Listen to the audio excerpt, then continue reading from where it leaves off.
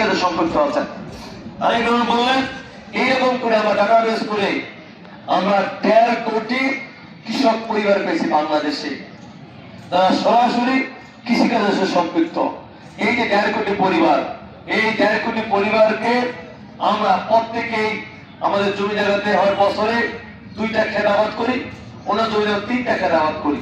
উনি বলেন যে কোনো একটা ক্ষেতের আবাদ আমরা সরকার গঠন করে ফ্রি কীটনাশক, বীজ, সার এবং সেচ ফ্রি আমাদের কৃষকদেরকে দেওয়ার ব্যবস্থা করব।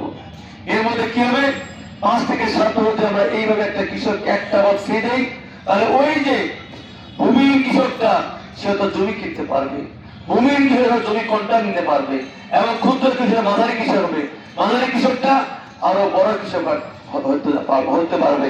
এবং এছাড়াও ওই কৃষক স্বাবলম্বী হওয়ার জন্য সে নিজের পায়ে বিভিন্ন ইনকামের মধ্যে দেশে নিজেকে তৈরি করবে। এইভাবে উনি কৃষককে স্বনির্ভর করতে চান। ওইটা আমার পাশে মা বোন আছেন, আমি এর আগেও বলেছিলাম, উনি প্রত্যেকটি পরিবারকে বলেছেন ফ্যামিলি কার্ডটা ফ্রি দিবেন।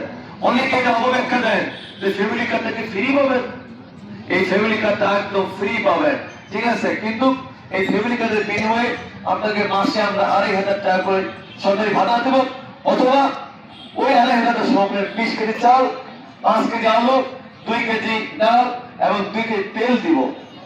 আমরা এখানে জরিপ করে দেখেছি, কি জরিপ করে দেখেছে তাদের রিসার্চ, আপনাদেরকে আমি ছোট করার জন্য বলছি না, একটা পুরুষ মানুষকে যদি ২৫০০ টাকা হাতে দেওয়া হয়, ওই টাকাটা কিন্তু প্রায় সময় সে হাটে বাজারে গিয়ে বন্ধু বান্ধব সহ আড্ডা মাছ চা কে ওই টাকাটা ফুরাই দেয়।